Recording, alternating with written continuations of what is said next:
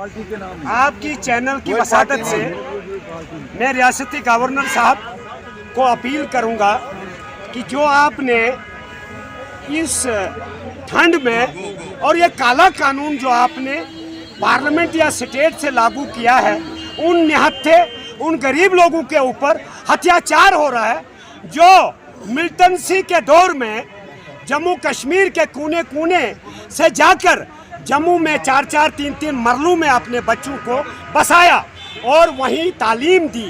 लिहाजा ये गुजारिश है, आज ये लोगों का एक मैसेज है बानिहाल से कि आपने जो काला कानून लागू करने की कोशिश की है, ये हम चलने नहीं देंगे।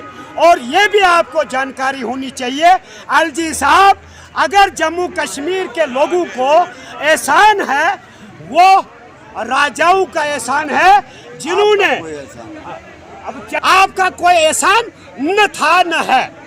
आप कान खुल के सुन लीजिए, यहाँ सदर रियासत था, यहाँ वजीर आजम था, यहाँ 4-4 मरले हमारे बुजुर्गों को शहीद करने के बाद हमको ये मिला था, और अंग्रेज़ों के साथ जंग लड़ने के बाद हमको ये, हमारे लोगों को ये 5-5, 10-10 मरले भैंस और बच्चों को सर छुपाने के लिए मिला था।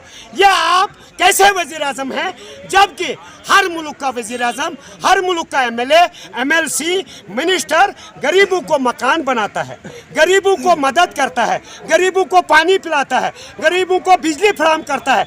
ये प्राइम मिनिस्टर मैंने जिंदगी में ऐसा देखा जालिम, जिसको पता ही नहीं है। अब ये सरकार के अंदर रहने के बावजूद भी आपको ये इल्म नहीं है, ये 1 अरब 40 करोड़ लोगों का देश है। हिंदू का भी है, सिख का भी है, ईसाई का भी है, ब्राह्मण का भी है, दलित का भी है और मुस्लिम का भी है। इन्होंने सब लोगों का खून है इस मिट्टी में। है ये बंद कर दो। गवर्नर साहब, आपने कहा 4 बार मैं आपका सुन रहा हूँ, आपने कहा 5 मरलों से लेकर 15 मरलों तक किसी को मशीन नहीं लगाई जाएगी। हाँ, अगर आपका कोई मिनिस्टर है, सुनील शर्मा क्या झोपड़ी में है क्या? डॉक्टर ये कुरविंदर सिंह जो डिप्टी चीफ मिनिस्टर था, उसको क्या झुकी है? डॉक्टर निर्मल डिप्टी चीफ मिनिस्टर, उसको क्या झुकी है? आपके एमएलए बाली भगत साहब जो हेल्थ मिनिस्टर था, उसको क्या टेंट लगा? जैसे मेरे गुजर बकर वालों ने 70 साल से टेंट में जीना पसंद किया, मुल्क को नहीं छोड़ा। आप कैसे इंसान हो? आपको समझ नहीं है, आपको बुद्धि नहीं है। हम तो इनकी वजह से बने हैं, जो ताज मिला है मेरे हिंदुस्तान की वोटरों से मिला है, मेरी गरीब जनता से आपको ताज मिला। इंशाल्लाह ये ताज आपके पास नहीं रहेगा, क्योंकि तुम्हारे कारनामे बहुत बुरे हैं। तुम सिर्फ 3 गुंडों को पनाह दे रहे हो और मुल्क के गरीब लोगों के जेब कतरे हो आप। लिहाजा इस चीज़ को फौरी तौर पर काला कानून को वापस लो और हमको भी शांति से जीने दो, और आप भी शांति से जो 2-4 दिन आपके नसीब में होंगे। ज़्यादा टाइम नहीं लूँगा। इसके यहाँ पर आज जो पुरअमन एहतजाज यहाँ पर किया, ये इसलिए किया कि हमारे जो गरीब आवाम है, उनके पास जो स्टेट लैंड, किसी के पास 5 मरले, किसी के पास 10 मरले, किसी के पास 1 कनाल, किसी के पास 2 कनाल, किसी के पास 5 कनाल, ये बाप दादाओं के पास से लेकर आज तक इन लोगों के पास थी। और ये मुल्क आज़ाद होने के बाद, जैसे मेरे साथी ने कहा, यहाँ हमारे बुज़ुर्गों ने इस आज़ादी के लिए लड़ाई लड़ी है।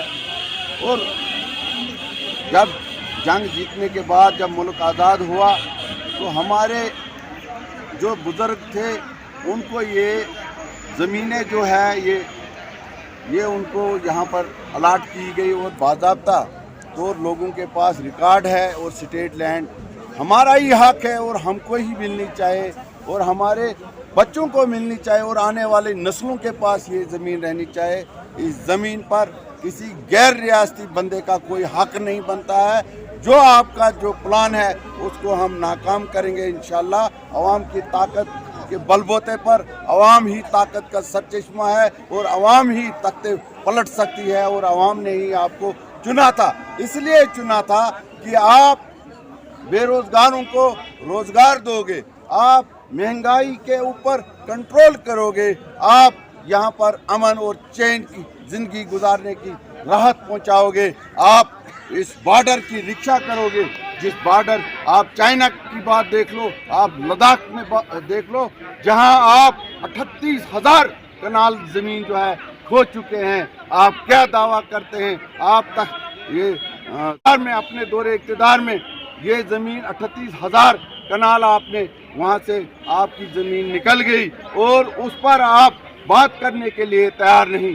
आज अपोजिशन के पार्लियामेंट मेंबरान ने पार्लियामेंट में आपको पिछले 2 साल से ये आपसे डिमांड कर रहे हैं कि आप इस मसले पर बहस करिए।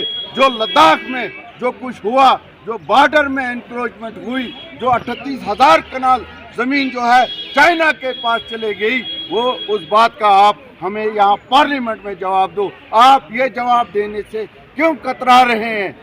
आपका काम था यहाँ बेरोजगारों को रोजगार दो, यहाँ बेघरों को घर नसीब करो, यहाँ पर पेंशनरों को पेंशन आप दे दो। आपने पेंशन पर इतनी पाबंदियां लगा दी जिनका पेंशन